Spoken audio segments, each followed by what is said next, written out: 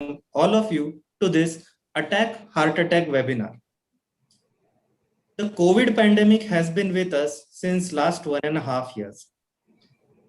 The COVID has made it essential or mandatory for modification or adaptation of management approach and protocols of most of the disorders and diseases. Myocardial infarction is no exception to this. How the COVID has affected the management protocols of myocardial infarction, particularly ST elevated myocardial infarction. What are the changes in uh, approach for the management? We have so many questions regarding this. To get answers for all these questions, today we have a very distinguished panel of renowned cardiologists with us. Today, as our moderator, we are happy and privileged to have Dr. Mahesh Deshpande sir as moderator for today's webinar. He is the Chief Intervention Cardiologist at Dr. Hedgewar Hospital, Aurangabad. We welcome you, sir. Thank you. As our first esteemed speaker for the evening, we have Dr. Vijay Singh Patil. He is a consultant interventional cardiologist and unit head at Krishna Hospital and Research Center, Karad. We welcome you, sir. As our second eminent speaker, we have with us Dr. Anuj Sarda. He is a consultant interventional cardiologist at Intima Heart Hospital, Nagpur. Welcome, sir. As our first esteemed expert panelist, we have with us Dr. Kaustubh Partani. He is an interventional cardiologist at Partani Hospital, Parpani. Welcome, sir. And as our second esteemed expert panelist, we have with us Dr. Vikrant Deshmukh, who is a consultant interventional cardiologist at Hedgewar Hospital, Aurangabad. Once again, on behalf of MCure team, I welcome all the faculty to this webinar. And with this, I request Dr. Mahesh Deshpande sir to take over the proceedings of the webinar. Over to you, sir. Thank you. Thank you, Dr. Ajinkya. First and foremost, I'll thank Elaxim team to gather such a wonderful panel to discuss the most probably contentious and most important issue in current times when we all are facing the COVID pandemic for last 2 years. It has changed the way medicine is being practiced, and it has also changed the way the cardiology is being practiced. So today's topic is being presented by two very eminent cardiologists. The first topic is about pharmacoinvasive strategy in STEMI management. It will be discussed by Dr. Vijay Singh Patil, who is a very dynamic cardiologist from Karad, and he is also into a lot of academics. We have a second speaker, Dr. Anuj Sarda, who will be discussing about ACS in a COVID situation and how to deal with it. He's also a very dynamic interventional cardiologist from Nagpur. He is yet to join, but I'm sure he'll join in time. So without wasting much of the time, after this particular these two topics, we will also have a very live and interactive discussion between two senior cardiologists, Dr. Kaustubh Partani from Parvani and Dr. Vikrant Deshmukh from my own Hedgewar Hospital. And also the presenters will also join, and we can have some consensus building among ourselves regarding some of the key issues. And the audience can also participate in this discussion with questions submitted through chat, and we will also try and answer most of them. So I welcome all the delegates and all the speakers for a wonderful clinical treat for next 1 hour. And without wasting much time, I request Dr. Vijay Singh Patil, sir, to begin his talk on pharmacoinvasive strategy in STEMI management. Over to Dr. Vijay Singh. Yeah. Am my slides are visible? Yes, yes. Yes, Just sir. go to full screen mode.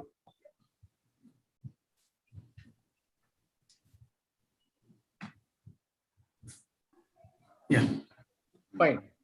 Yeah. Thank you, Dr. Mahesh and Team MCure for having me invited for this talk. And let us talk about the current strategy of practically all the cardiologists in India And that is the pharmacoinvasive approach for managing acute STEMI in our hospitals. Now, we know that for patients who are presenting with the ST elevation myocardial infarction, immediate and timely reperfusion is the crux of the management, and the optimal choice between primary PCI or intravenous thrombolysis on the timeliness of the effective delivery. That means whether either of these is immediately available or not. And we know also that in country like India, this was a myth that even if you see the previous case registries, hardly 8 to 10% of the patient get a routine angioplasty within the stipulated time. So this is something which is not new to us, and we know that most of our patients are getting managed only by pharmacoinvasive approach. The crux of the decision between these two is, it is also that the availability of cath lab as well as the total ischemic time is also the deciding factor. By any means, if the total ischemic time is exceeding the required, that is 3 to 24 hours, we know that we are wasting our time in shifting the patient to a PCI capable center. And the best strategy in this case would have to be a timely intravenous thrombolysis. And this we are practicing for many decades in our country. If you see the Western world, the data is highly encouraging for primary PCI because that is easily available for them. They have all the facilities because of their high contribution of the healthcare infrastructure in the timely management of such patients. But why we are discussing this pharmacoinvasive strategy again? Because of this pandemic, we are now forced to use this once again, even in a tier 2, tier 3 cities. And we know that this is going to be the future for at least till this pandemic is over. Now, what is the definition of this pharmacoinvasive? I don't have to tell you that everything has to happen in the first 24 hours. The focus is whatever may be the patient's presenting symptoms and all. If the primary PCI is not available, essentially this patient will be subjected to intravenous thrombolysis plannedly, irrespective of availability of cath lab time and all those things. And the patient will be shifted to the cath lab. If not available in the nearby vicinity, this patient will be shifted to another hospital. Now, pharmacoinvasive strategy exploits this availability of fibrinolysis. But mind you, this fibrinolytic has to be the third generation agent, because our aim is to achieve some degree of flow into the myocardial tissues of the culprit vessel. And then this systemic angioplasty, which is actually following this, will complete the luminal patency. It will restore the luminal patency of the culprit artery, and this will give the desired benefit of the angioplasty within the stipulated time. And we know there are so many trials now comparing this approach with primary PCI, and the results are not at least inferior, if not superior. The real world data was a scarcity earlier, but now there are more and more trials pouring in. Especially there are good contribution of the Indian eminent KOLs in this field, that we have now our own Indian data to prove the point that in a country like India, pharmacoinvasive strategy is here to stay. And now with this kind of COVID pandemic, that view is been completely confirmed. We know the reperfusion is the key. The difference is very well self-explanatory. Wherever it's possible, PCI has to be a gold standard. Thrombolysis is a second best option. But when you combine this in a systemic manner, then you get a pharmacoinvasive PCI so as to get the patient benefit. Now, if you see the percentage of reperfusion utilization in various Indian STEMI registries, and there are quite few to give you. The biggest one is a CREATE registry with almost 20,000 patients. Look at the number of STEMI patients coming as a STEMI itself to the hospital is only 60%. So that 40% they will never get a chance to even come to a tertiary care center. And out of this, a staggering 58.5% are receiving thrombolysis alone, and look at the figure of streptokinase as the primary agent of treatment, 96%, while the penetration of tenecteplase or other agents is 3.7%. Of course, you may debate this is old data, probably from before even last decade. But see the penetration of PCI, even that registry is 8%. And if you subsequently the recent registry, right, from Kerala, Haryana, and Northeast registry, the penetration of PCI is very, very minuscule. Hardly they are managed to achieve double-digit numbers. So still the tenecteplase has got a lot of scope, and this strategy is going to be the widely used strategy in a future to come. Now, selection of patient, I have already told you the availability, and in Indian scenario, we are faced with many challenges. Many of our patients are unaware that such treatment facilities available. Even if we find it very difficult in my institute, hardly we used to do maybe 4 to 5 primary angioplasties in a month. Patients, they prefer only an endothrombolysis, and with the advent of scheme, the challenge is more difficult because the scheme patients, they are only eligible for streptokinase. The patients, they go to a different specialty altogether, mimicking this as an acid reflux disorder. So the precious time is wasted. Also, because of traffic jams, lack of proper training of the first medical help, lack of health insurance, and then there are many patient factors wherein they completely neglect the best possible care. So there are now trials available to prove the superiority, if not at least the equivalence of this pharmacoinvasive strategy versus primary PCI, wherein the recent being the STEP AMI registry, almost 245, more than 400 patients in this registry. I'll come to that later. But these are all the registries wherein like STEP AMI, STREAM, Nordist AMI, Transfer AMI, this may be the only trial, West and Capital AMI. Now, mind you, we have to differentiate one thing from a close mimicker of pharmacoinvasive, that is facilitated PCI. And the two trials, that is, the Finnish trial, which was a failure, wherein they used this as a approach, wherein they gave half dose lytic with stronger platelet intravenous inhibitor, that is abscisimas, and this trial was a failure. So let us not confuse pharmacoinvasive strategy with facilitated PCI strategy, wherein half dose lytics have been given.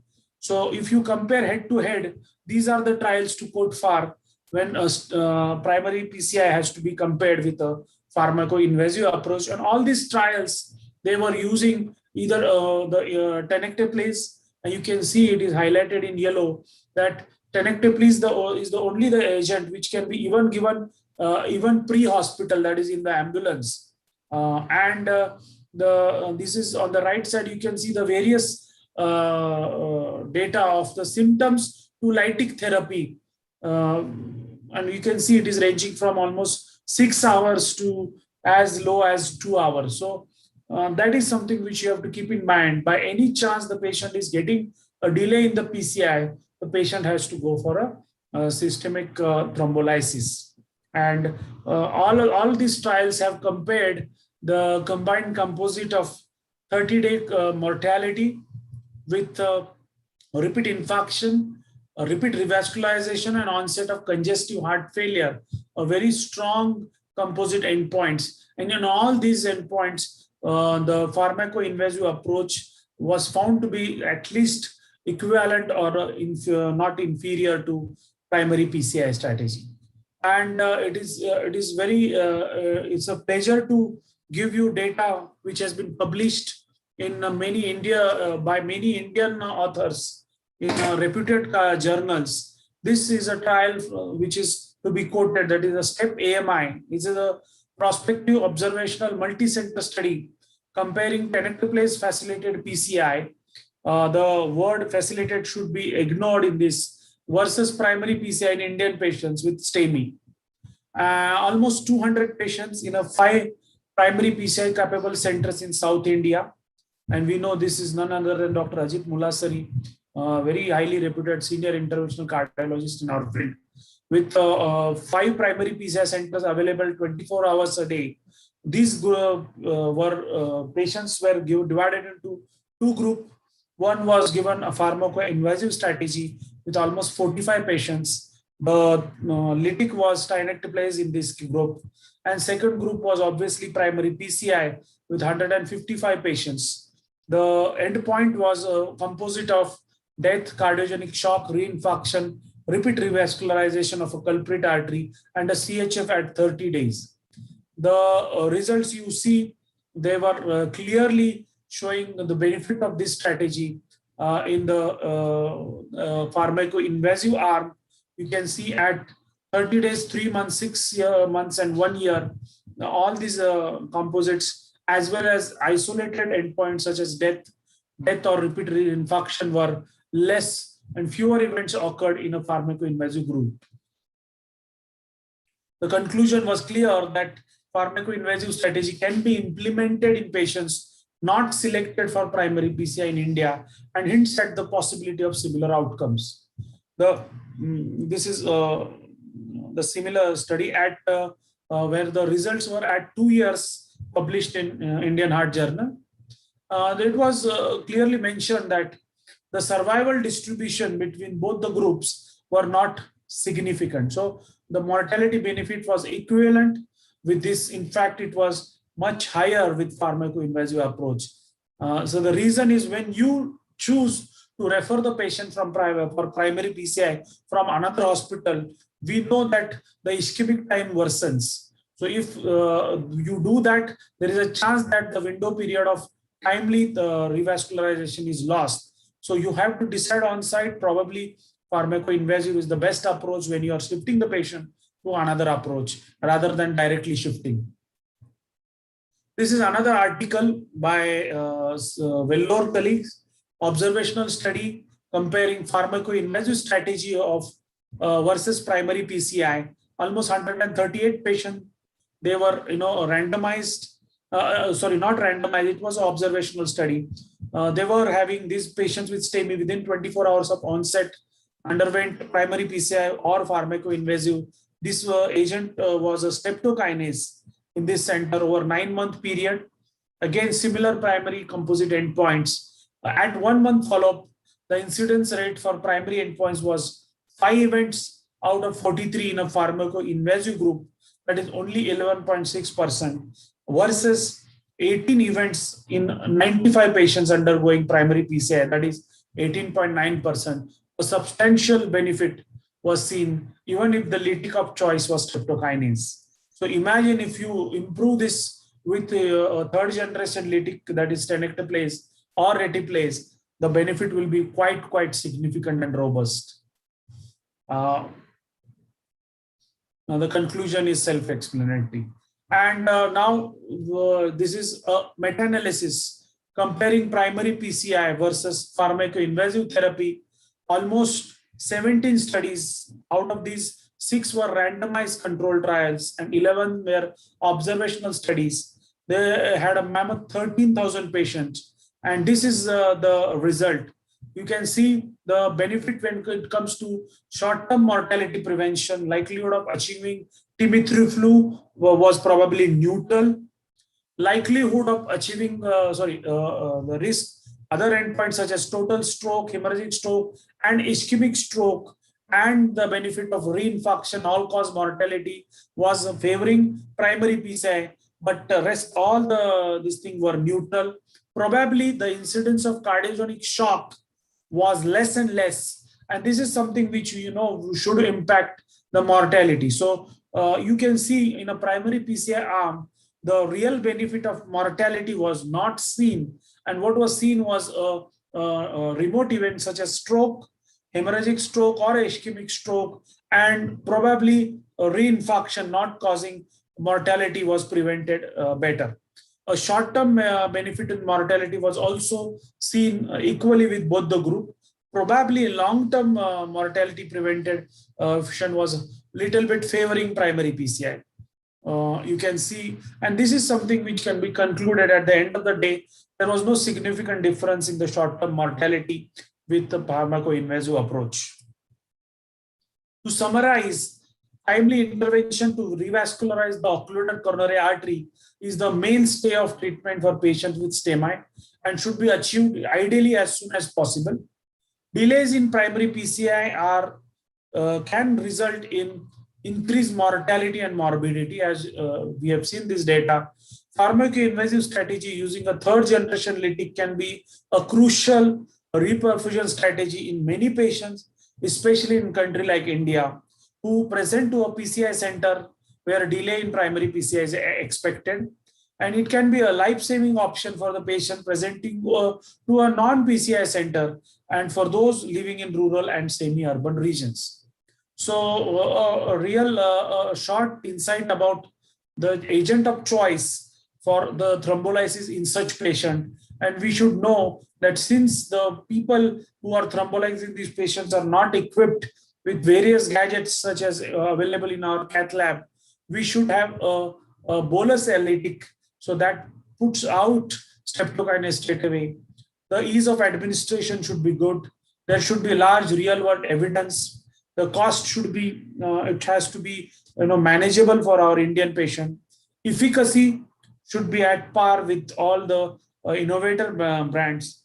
The safety with respect to bleeding should be established, and the onset of action should be fast. And the decision is clear. If you see this data of tenecteplase, which was made in India indigenously, that is Elaxim. The data is very, very much from the larger KOL from India. Look at those names who had maximum, experience in our country. 15,000 patients were collected and analyzed from almost 1,100 cardiologists across 722 centers across India. And what they have achieved, data from an Indian registry, wherein the success rate of tenecteplase developed in India was overall 95%. If the patient is presenting acutely, that is within 3 hours, it was higher than 95, that is almost 96.54%. Between 3 to 6, it was 96%, that is above average. And overall, it was 95. But if they were given delayed thrombolysis with this, the success was still 85%, which is way, way higher than streptokinase, which is giving only 35 to 40% recanalization rate. Now, this is another the analysis from the same between 2011 to February 2016. That is clearly a recent data published in JAPI. Overall rate of achieving vessel recanalization with tenecteplase was 93%. 93.2% patient had chest pain resolution. Overall, 91% patient had 50% resolution of ST elevation, which is a robust surrogate marker for successful thrombolysis at 90 minutes was achieved. Overall, 53 patients only died out of 11,000. The mortality was less than 1%, that is 0.69, compared to anywhere across the Western world. And the incidence of bleeding was, excluding stroke, was 1.77%. Any stroke without intracranial hemorrhage was 0.18%, and with intracranial hemorrhage was 0.38%. So again, a very good safety profile of this agent. So the conclusion actually reinforces the safety and efficacy of indigenous tenecteplase in Indian patients presenting with STEMI, including high-risk subgroups. So this was an algorithm given in JAPI recently in 2020 by the same group, that is STEMI patient now in the background of COVID, where we are left with no choice but to follow this algorithm. What we do in our institute is, definitely we are now understaffed. Most of our patient, our staff from the cath lab has been diverted to manage COVID patients. We are having only one, daytime person, probably one in the night time. So we are forced to use this strategy, and we are not promoting primary PCI as at least in the night time. We are avoiding this. The patient is diagnosed in the STEMI network by ambulance. This is again is a possible transfer to a hospital with a 24/7 cath lab. This may be given as a strategy, but pharmacoinvasive is going to be the future when it is patient with referred to a COVID center.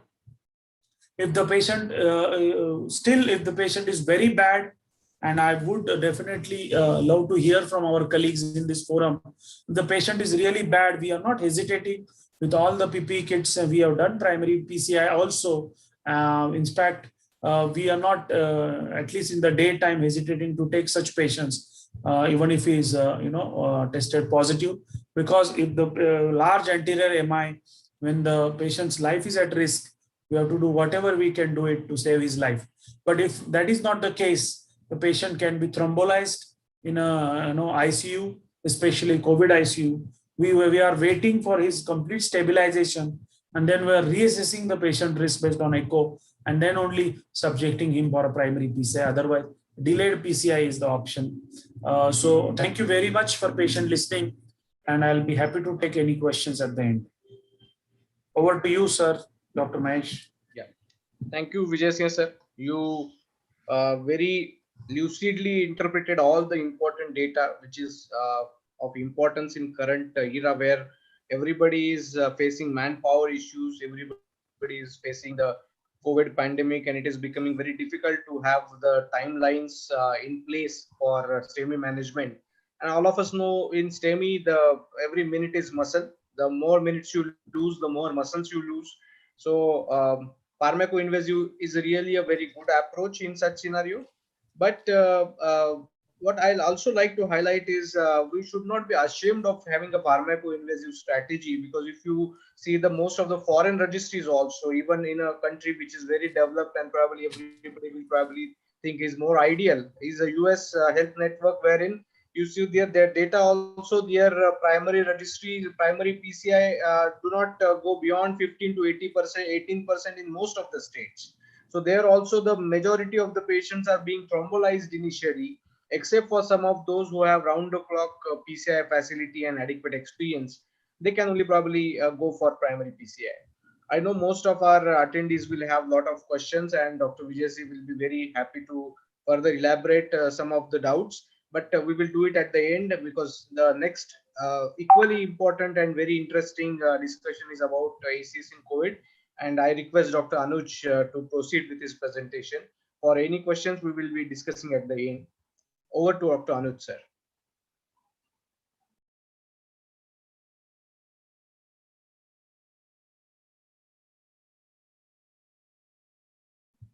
Dr. Anuj has joined. He is seeing, I can see his name here, but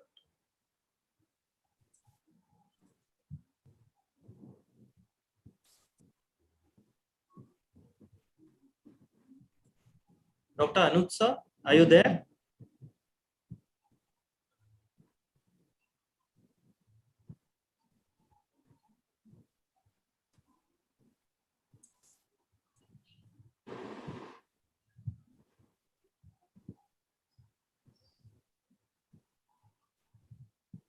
Nana Sahib, Dr. Anuj Sardar sir has a connectivity issue.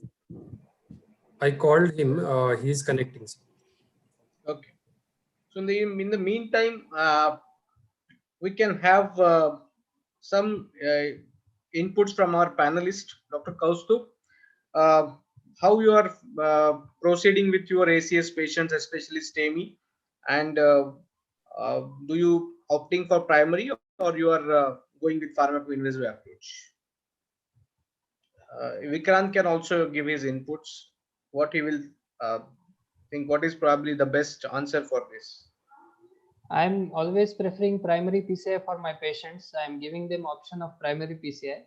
Only the thing is when they come from the periphery, most of the times patient will be thrombolized and sent here. That is one possibility. Or second possibility is patient has cost issues. Then only we are doing thrombolysis in our center. So most of the time we are trying, even if patient comes at 3 a.m. in the morning, we are giving them option of primary PCI. But what any specific precautions you are taking for COVID? Yeah, first of all, history, then saturation of the patient, these two things, because directly we don't have access to the RT-PCR. It will take at least 12 hours to come, and HRCT also will not be functioning in night times in Parmani. So antigen test, history, and SpO2, these three things we are taking into consideration. And if we don't have the access, then we are considering him as a positive, and then taking precautions and doing PCI. Okay. Anything you want to add, Dr. Vikrant? Exactly what Kaustubh sir has said, that in this scenario, according to the guidelines, the primary PCI is still the best treatment advocated for the patients presenting with STEMI within the stipulated time period of 120 minutes from the onset of symptoms. But considering the logistical consideration due to lockdown, also the patients are hesitant to come to the hospital because of fear of the catching of the COVID. They are reporting late. The symptoms are reported late, and they are hesitant for coming to the hospital. And there is a time delay in evaluation in the casualty for the evaluation to rule out that the patient is having COVID positive or not. If you want to proceed with the PCI, then you have to consider the patient as a COVID positive, and then take appropriate precautions like personal protective equipment for all the staff, and minimize the personnel in the catheterization laboratory, so that the exposure to the skilled manpower would be less. For performing primary PCI, you should consider the patient as a positive. If there are there are issues with the manpower and the skilled manpower to be there, then pharmacoinvasive approach, as suggested by Vijay Singh Patil sir, is a very good approach in this scenario, that you should thrombolize first the patient, then evaluate for your COVID, and then after 6 to 12 hours, you can take him for the angio. And by that time, the evaluation for the COVID would be complete. And this approach is very well supported by the trials like STEP AMI and the studies published in the JAPI, that the pharmacoinvasive approach is as good as primary PCI. So if you want to go for the primary PCI, then you should consider him as a COVID positive, take all precautions, and then do PCI. And if there are lack of manpower and lack of personal protective equipment, then you should go for the pharmacoinvasive approach. I will like to ask Vijay Singh sir whether he has experienced any specific issues when he has handled probably a immediate post-COVID or a COVID patient for doing any interventions where you find any specific issues other than what we find in our routine practice. No, see the problem what we face, no, that we did the primary and the report came next day. So the problem was the support staff, they used to become very much nervous. You know, because they had families, they had to go home, they have already gone, met them, they could not be quarantined. Earlier in the first wave, we were doing it, we have given them hostel, we have asked them to stay away from family, but now there is hardly any time to even consider all those family, problems. So, the best thing is, as sir rightly said, Dr. Vikrant, that treat every patient as a COVID and take all the possible precaution like PPE kits and all, whenever you are contemplating a primary PCI. Now, suppose a VVIP comes to your hospital, you cannot say no. We are in a tertiary, our institute, we cannot say no to the best possible treatment. And if they ask, and there will be a medical legal issue that straight away say no primary PCI. So we are doing whatever can be done, as sir said. We are giving rapid antigen. We are getting the report immediately. We are taking all the precautions of, avoiding overcrowding in the cath lab. And then we are finishing. I will tell you, not many we have done with this approach, but wherever we have done, we have taken the full precautions. And luckily, we did not have any COVID because of this. Okay, I think Dr. Anuj has joined. Welcome, Dr. Anuj. Yeah, please, we were waiting for you. You can proceed with your ACS in COVID era, and we can have the discussion in the later part of the presentation. Please go ahead. First of all, my sincere apology for the delay. Good evening, everyone. Today's topic is basically on acute coronary syndrome in COVID era. It's a pretty interesting topic to discuss. We all know that COVID is basically a global health burden, and it's basically characterized by high mortality, morbidity, and the infectivity. Particularly during this pandemic and particularly this outbreak period, the topic of acute coronary syndrome has come up with several issues related with the clinical approach, related with the practical issues of acute coronary syndrome. First of all, there are the fact COVID affects directly and indirectly the myocardial injury as well as is precipitate the unstable angina or MI. And the second is there is an uncertainty about the management of acute coronary syndrome in COVID cases, the algorithm wise. And another thing in that case is during this period, there is a low rate of hospitalization for ACS. There is one study from the Italy in which they have found there is around 48% less admission of acute coronary syndrome in that particular part of the country. So that means there is a lot many patients, they are not taking help from the medical side regarding acute coronary syndrome or chest pain. So other way around, this will predict the short and long-term complication of ACS in the near future. And this is really expected. We are expecting this phase of chest discomfort or you can say the emergence of the coronary disease in the next 1 to 2 months. We all know the COVID is divided into the 3 phases. The phase 1 is the early infective phase. Phase 2 is a pulmonary phase. And most of the time, the complications occur in the phase 3. That is a hyperinflammatory phase, or it's because of the excessive immune response, characterized by ARDS, characterized by acute cardiac injury in a form of myocarditis, lead to heart failure, shock, multi-organ state, or secondary bacterial infection. And important is increased intravascular coagulopathy is one of the pathognomonic feature of the stage 3 of COVID. In a nutshell, this is a revision. It's COVID directly involves ACE2 inhibitor, lead to microvascular dysfunction, myocyte damage, pericyte injury, or hypoxemia because of ARDS, because of the hypoxic condition. This will lead to increased myocardial demand, and this will lead to myocarditis, heart failure, arrhythmias.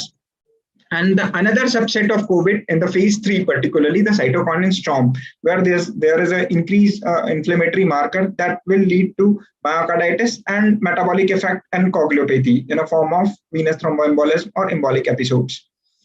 So whenever we discuss the COVID, we always think the COVID, particularly in the old age group, particularly the patients who are having comorbidities in a form of cardiovascular disease, in a form of diabetic and renal dysfunction. These are the patients who are at risk for having the severe COVID.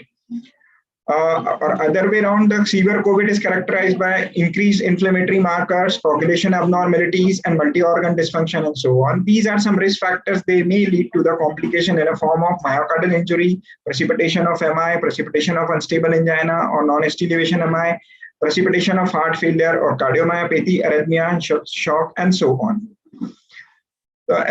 So as far as the acute coronary syndrome management in COVID is concerned, it's come up with a challenge. There are the multiple challenge. First and foremost challenge is the patient delay. Patient delay is most of the time is because of the transportation, logistic delay, because of the national wide lockdown. Second is the lack of routine medical services at the medical first contact. Most of the doctors, even at the level of say the first year system, they are busy with the COVID cases.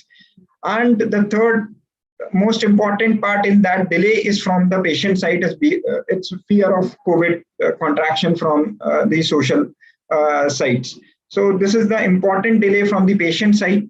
This is the first challenge. And second challenge is the lab delay. Most of the time we are getting reports in a span of 24 to 72 hours. So this is another challenge. And the third challenge is the swab negative COVID. This is another entity. And the troponin and particularly the biomarkers, they are elevated in case of COVID infection, even though there is no evidence of any cardiac evidence in that cases. So myocarditis is one of the part, unstable angina or acute coronary syndrome is still a one of the part, or other way around, they are the inflammatory marker even in that case scenario in COVID infections. So same challenges as far as the cath lab are concerned. Cath lab, whenever there is a ST elevation or high risk non-ST elevation of MI, they always come up with inherited urgency, and this is a particular challenge in the in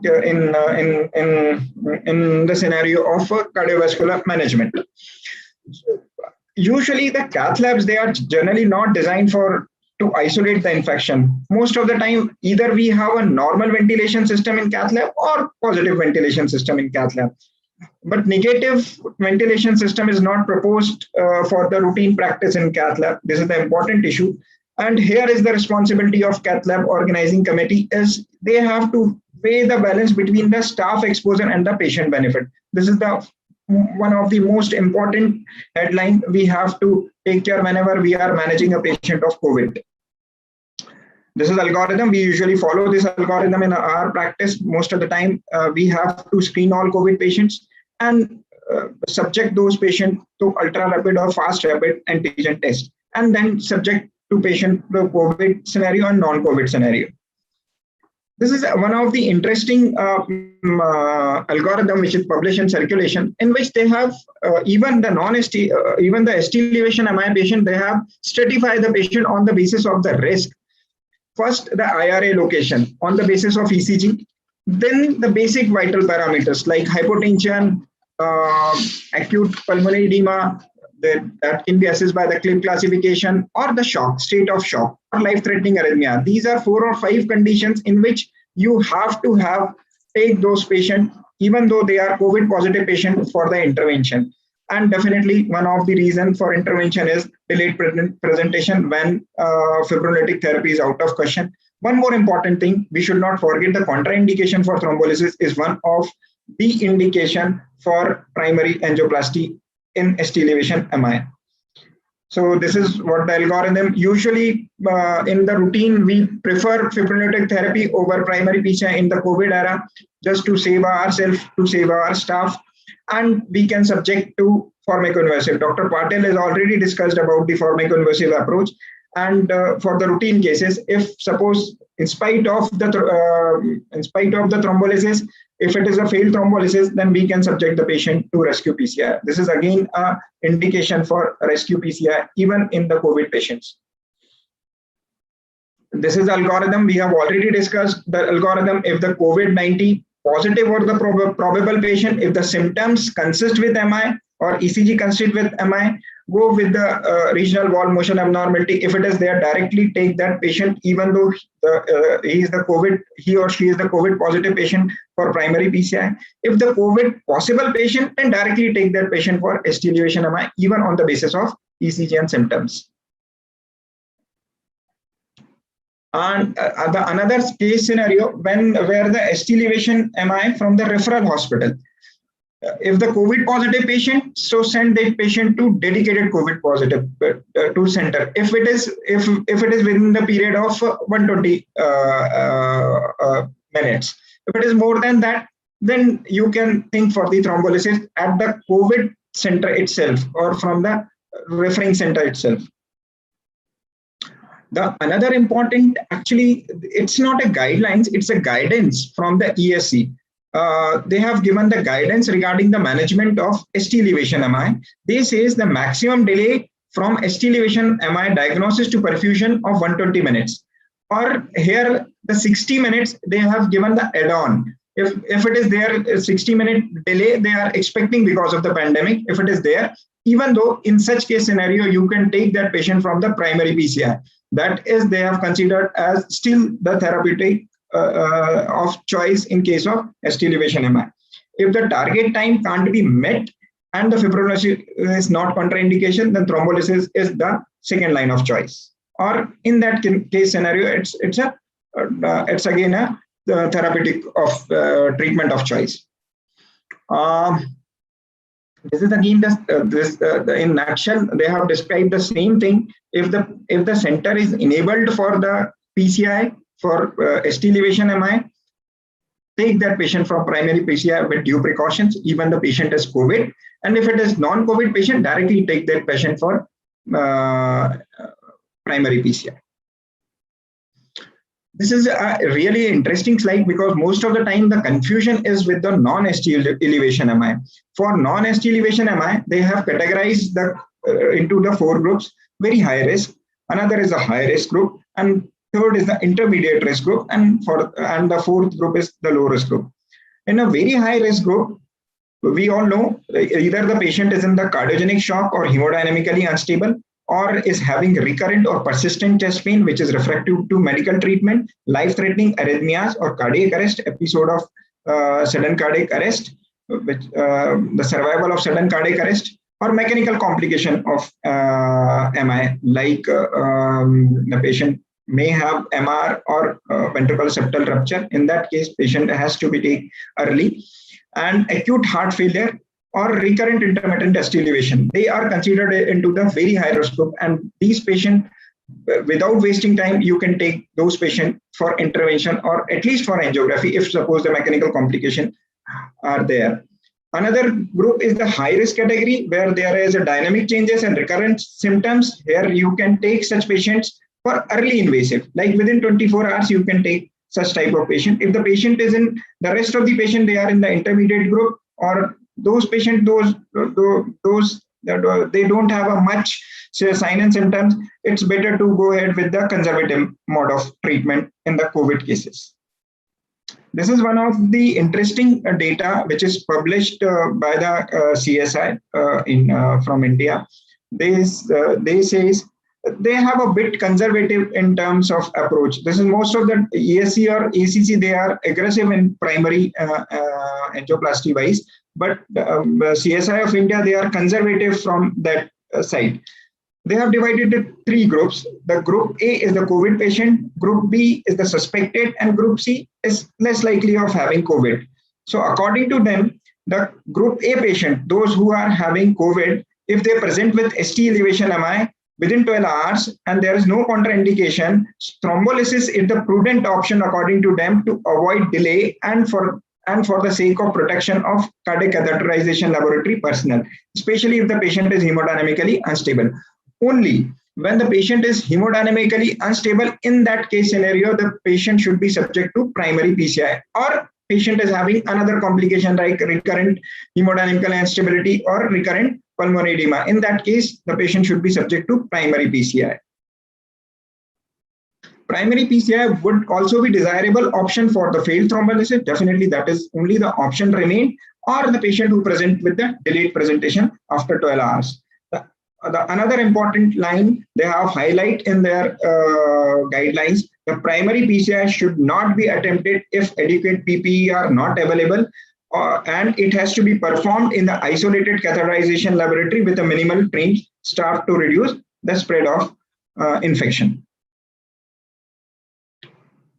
I would like to present a short case of 42-year-old gentleman presented to me with a post-COVID, just recovered from the COVID with inferior wall MI, with a mild LV dysfunction of 45% ejection fraction, still the elevated D dimer, elevated CRP. The CRP is within the range of 20, and the TLC within normal limit, KFT and LFT are within normal limits.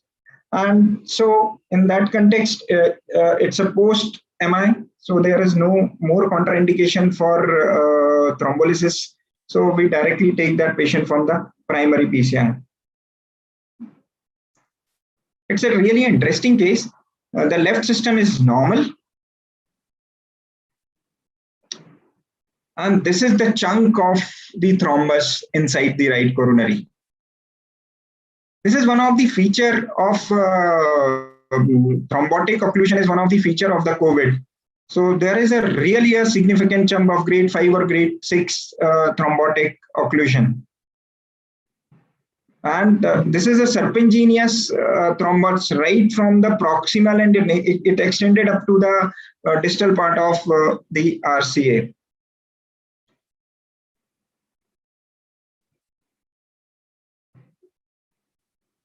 Initially, I have tried with the thrombus aspiration catheter, but it's all failed. There is no use of it. In spite of repetitive attempt, I have used it multiple times. Around, I think I have used around 30 or 40 times. I have used thrombus aspiration catheter, but this is all in vain. Any suggestion from your side? What should I go? What should I do now? There are two options actually.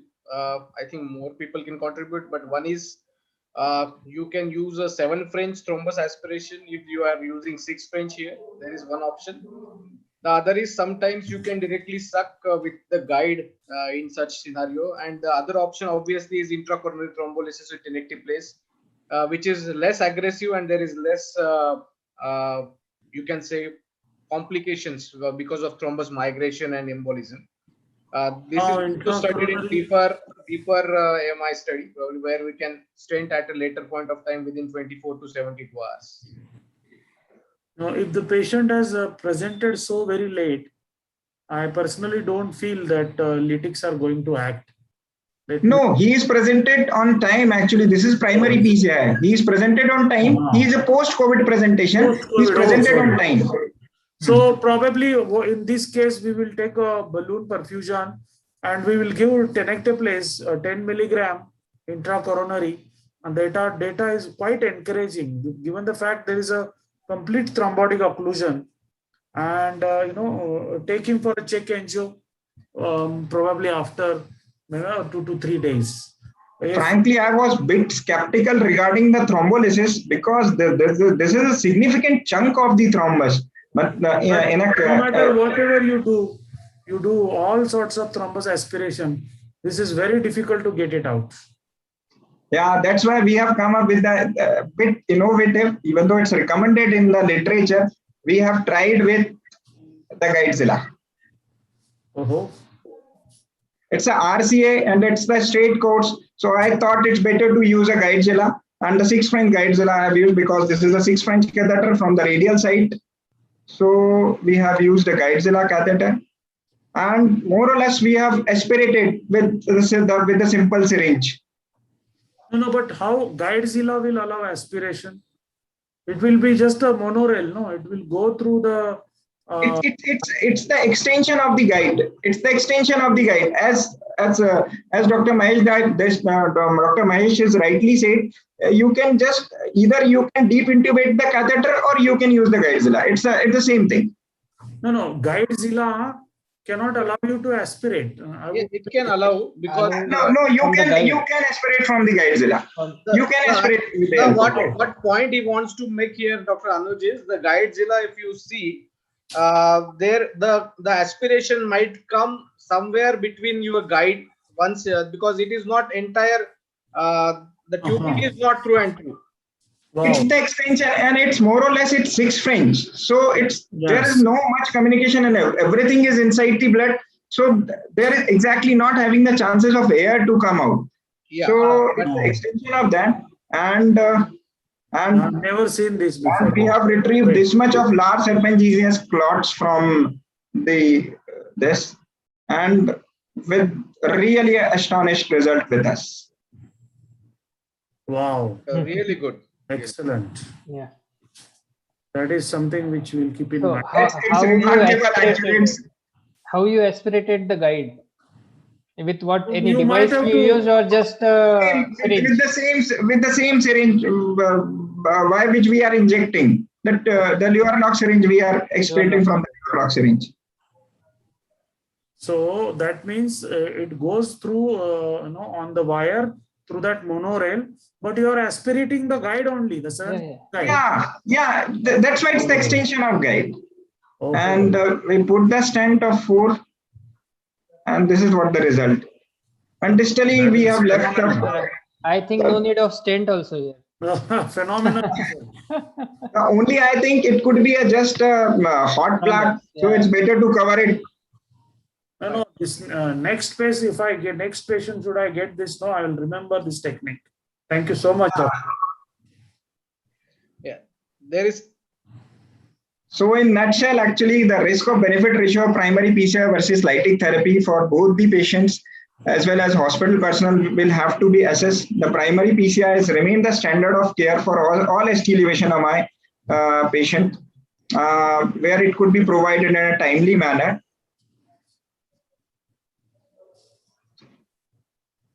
If hypnolytic based therapy may be entertained at non-PCI capable referral hospital or in a specific situation where primary PCI can't be executed or it's not deemed the best option. For cath lab staff and patient, consider essential life-saving procedure with suspected or confirmed COVID. All cath lab staff must use maximum PP and re-establish a safe environment when the case is over. This is what the maxim for the COVID cases. And save करून ठेव. Sorry? Yeah, Anuj. And last but not the least, the ACS management always a team effort. So even in the COVID era. Thank you. Thanks a lot. Yeah, thank you. It was a very nice presentation by Dr. Anuj, really discussing all the aspects of ACS in COVID, including various guidelines incorporated from whatever prevalent literature is there.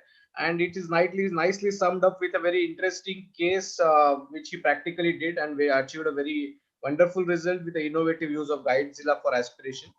It is a very good result, but what Vijay Singh was pointing out, or what I'll also suggest, is it is slightly tricky, because at times if you have a deeply intubated Guidezilla and if you your guide backs out, there is a space left between your Guidezilla and guide at times, and that is potential space where you can probably lose the thrombus and it can embolize somewhere. This is a theoretical risk while aspirating from Guidezilla. But whatever, you have achieved a very good result. You should also try sometimes a 7 French thrombus aspiration by upgrading your sheath if you can. That can also give a more thorough aspiration at times. But thrombolizing intracoronarily is also a very good option, especially when you have left main scenarios, because it gives you quicker and more safer results. What I'll say is the take home from these two presentations is, see, COVID or no COVID, you should respect the timelines. Only in COVID you can get probably additional 30 minutes of additional time for COVID PCI guidelines. 120 minutes is the cutoff. If you can go for from door to balloon. But in practical world, you should always balance the things, keeping in mind that your healthcare assistants, the professionals that work with you, and you yourself are very essential element of the healthcare pyramid, and there cannot be anything which should jeopardize your own safety when you are treating a potential or possible COVID. So do remember to take all the precautions, and obviously you also have to take care of your cath lab fumigation and other protocols, so that your next cath patient should not get inadvertently the COVID infection, and it is a medical legal issue also. Before we conclude, we will ask all the panelists and the speakers to contribute. If in case they want to go for a pharmacoinvasive approach, what really is the agent that they look up to, and which is their preferred agent, and especially why? I think Dr. Anuj can start.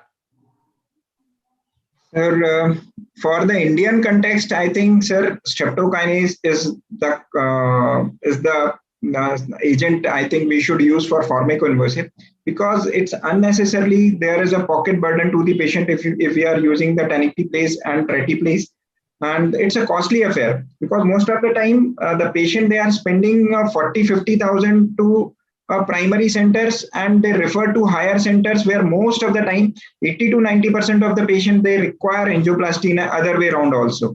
So in that context, if the efficacy wise we compare, the 60% streptokinase, they have efficacy, and 80% efficacy of treteplase and tenecteplase. And frankly, the complication wise, in my career, I have not found a much difficult to deal with the streptokinase. I don't know. It's most of the time it's a pharmaceutical driven thing. Streptokinase, it's not a good drug. There are many complications of streptokinase. So from Indian point of view, I think the streptokinase is the choice. You should start being a thrombolytic agent. And but the literature says the retiplase or the tenecteplase are the better drug to use for the pharmacoinvasive. And most of the data is with the tenecteplase, even not with the retiplase. The most of the data is with tenecteplase. And and the important thing actually I would like to mention over here, that the data of pharmacoinvasive, say 2 to 12 hours, is basically comes from the tenecteplase data, not from the streptokinase. That's I don't have a guidelines regarding in the streptokinase. Should we wait for 24 hours?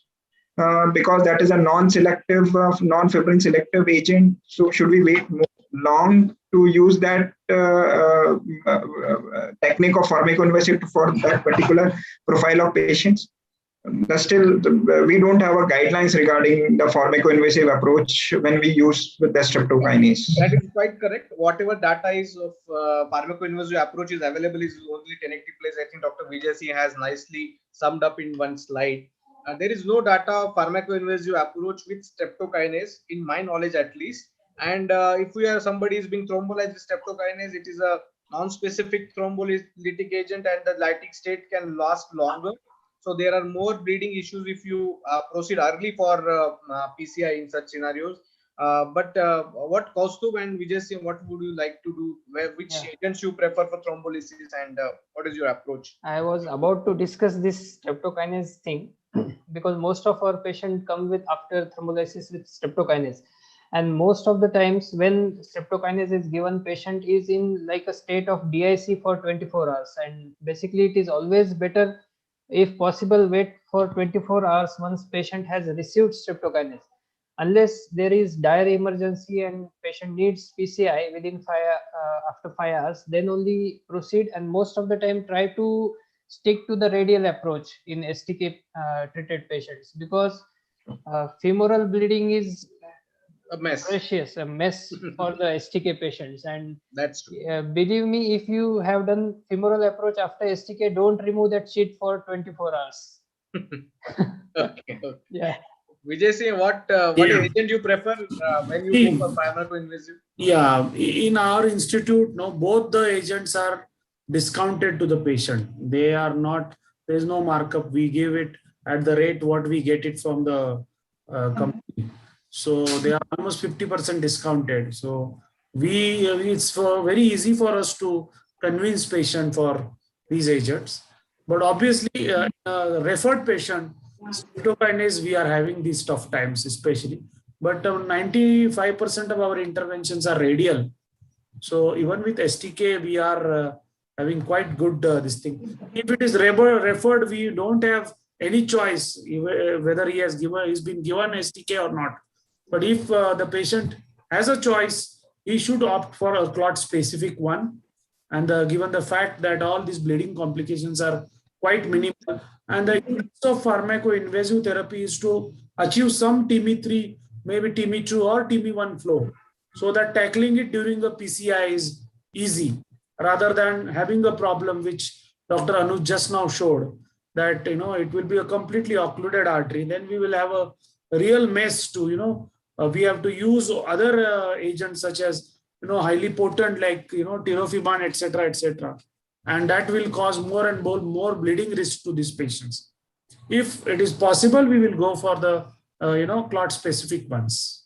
And Dr. Vikrant, what I have told you, surprisingly, in our institute, the penetration of these third generation lytic is 80 versus 20 streptokinase. Really great. So patients are easily taking. But most of us see the different ratio. I told you, will agree. It's an institute protocol. Yeah. That the patients are getting the discounted price on this drug. Vikrant, what do you say about It's nothing for them. They easily say yes because they are giving such a big STEMI. Yeah.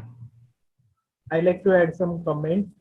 Or if the patient is not affordable, then certainly streptokinase. Certainly agreed. There is no choice for them. But what are the advantages of the tenecteplase are that pharmacoinvasive approach we use when there is a lack of transportation for the PCI. When there is a time duration of 120 minutes, more than 120 minutes to transfer the patient for PCI capable hospital. In that in that scenario, we should use the agent which has a very ease of administration, means a single bolus dose. If you use streptokinase, then we'll have to wait for 45 minutes, at least 30 to 45 minutes for the infusion of these. And then always there are the side effects of allergic side effects like hypotension and then allergic reactions to the streptokinase. The tenecteplase has the advantage that it is a single bolus dose and it can be used as a pre-hospital thrombolysis. So when we are using as a pharmaco-invasive approach, then tenecteplase should be considered when there is a affordability of the patient is good.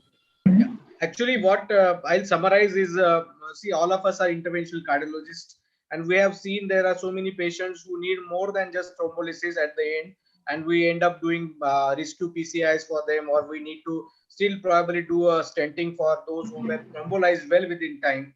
But all said and done, when it comes to the expenses, these selective agents are costly.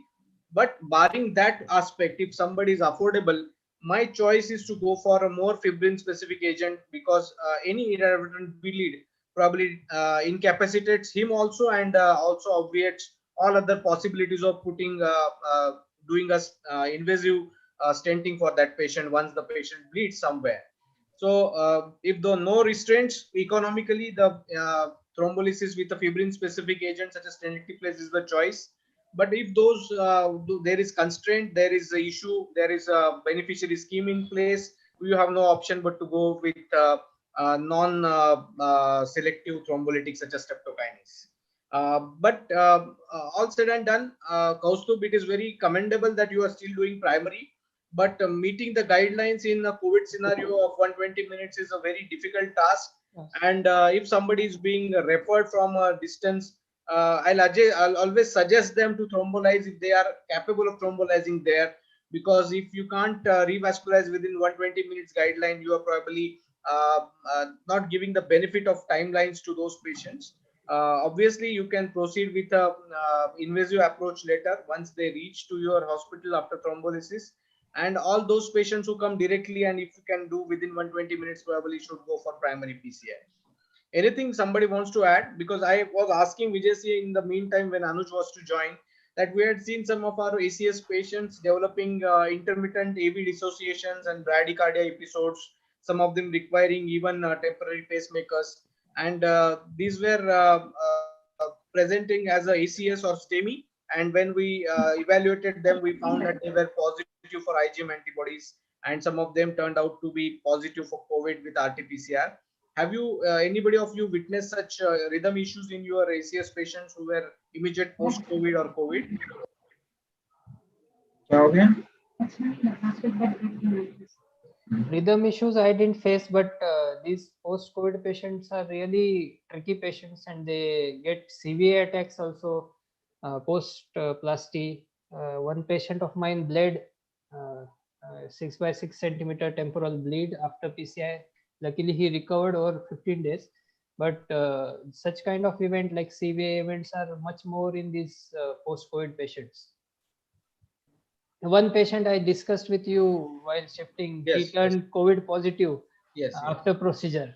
yes. Yeah. So I think with this, any thing anybody wants to add? Otherwise, we can take the if there are any questions from the attendees. Nana Sahib.